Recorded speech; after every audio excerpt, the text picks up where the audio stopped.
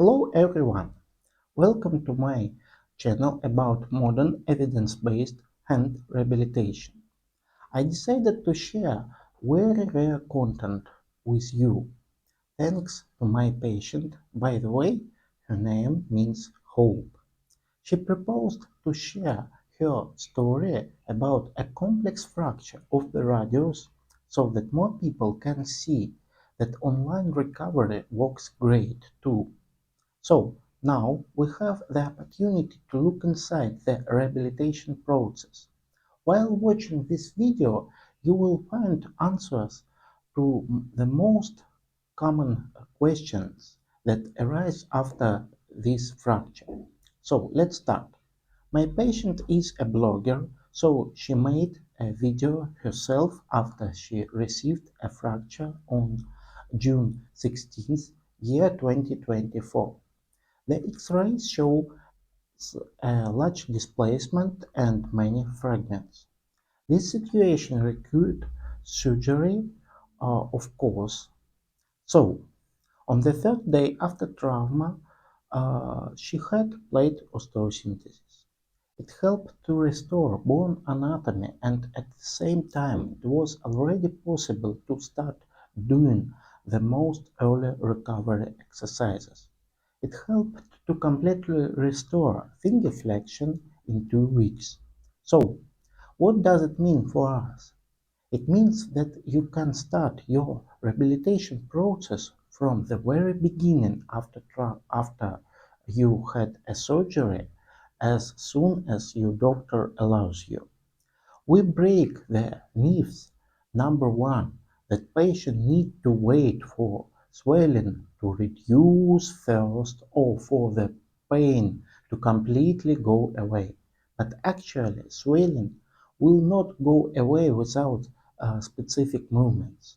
Starting gentle and that's most important, painless special exercises is the way to avoid various problems. In early rehabilitation process, we need to do gentle exercises aimed at maintaining active and passive painless movements. The main task of these exercises is to increase tissue tolerance to stress and reduce pain. And here usually find another myth that we have only short fixated period of time when we can recover. So these myths forces many patients to quickly increase the load on the tissues as well as persistently repeat exercises, not paying attention to intense pain.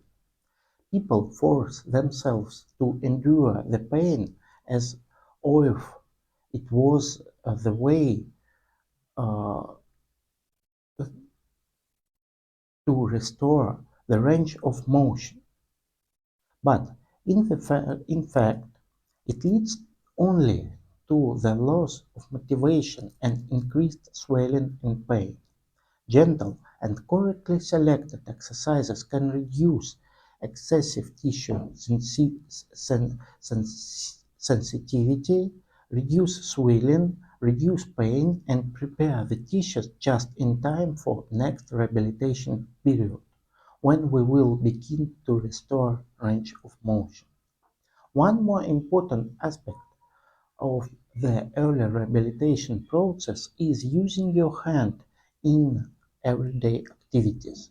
For example, after 2 weeks after the operation, we start using a fork. It helps to improve pinch grip and skills like supination, pronation, flexion, and extension of the wrist joint. So it turns out that every meal becomes a mini rehabilitation session, and this should not be underestimated.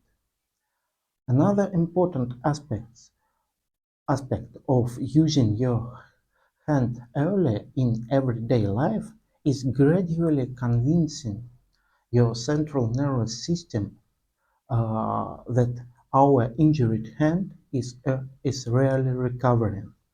The mechanism for regulating the swelling and the pain level is also of central genesis. So due to the fact that the central nervous system analyzes and fixates that we use our hand, hand tissue swelling and the pain level begin to decrease. And this decrease in the level of pain and swelling uh, also gradually prepares the hand for the fact that you can begin to restore range of motion.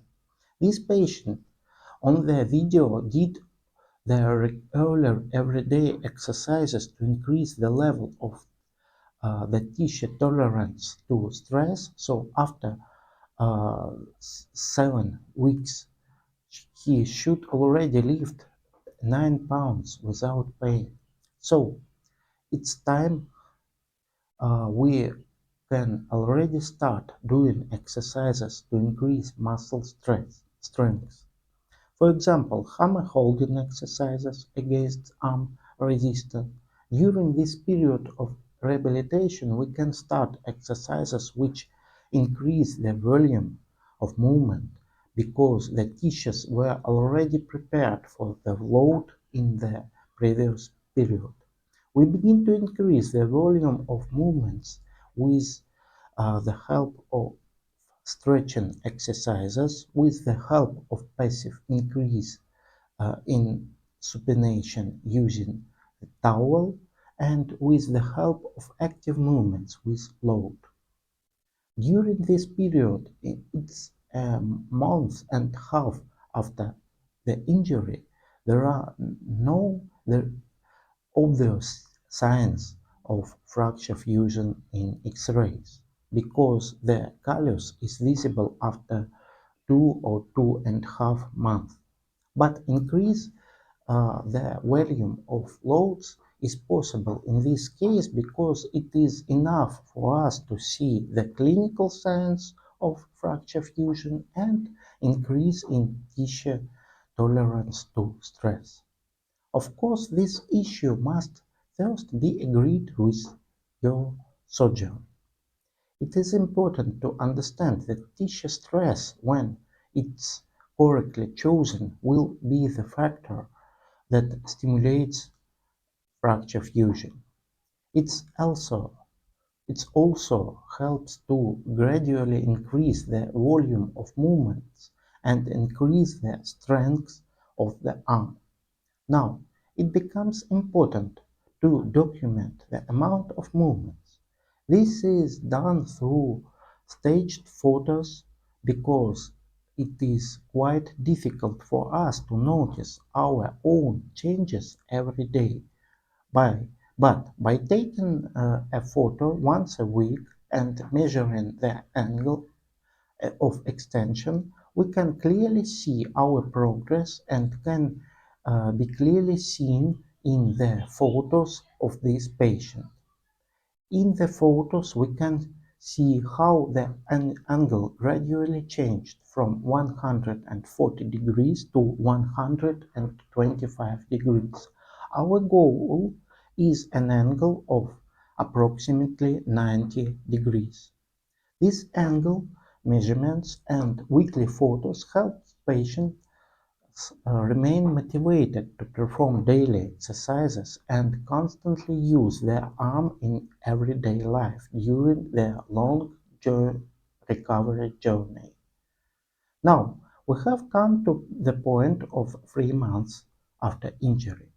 The range of motion has already increased so much that the patient can perform complex exercises, complex arm movements, both in everyday life and in sport exercises. The goal of this period is to gradually achieve full use of the arm and restore its full strength. Our goal is to ensure that the strength of the injured arm becomes the same as that of the uninjured arm. Here we use exercises to train the strength of the grip, flexion, and extension of the wrist joint, so with heavy weights. In the video, the patient weighs around 10 pounds. As a reminder, I repeat that we do all these exercises painlessly since we gradually prepared the tissues for such loads. When we restore the strength and the range of motion of the hand, it's also important for us to restore the ability to lean on our hand. This support is important for us when we need to open a heavy door, or with our hand we get something big from a high shelf, or kneel down to wash something on the floor if necessary. So we add push-ups to the program and exercises with support isolated on one injured hand. Exercises with a rehabilitation therapist at this time become in intensity normal sports activities. Thanks to the patient consistently, 4 months after the operation, she regained the previous range of movements in her hand.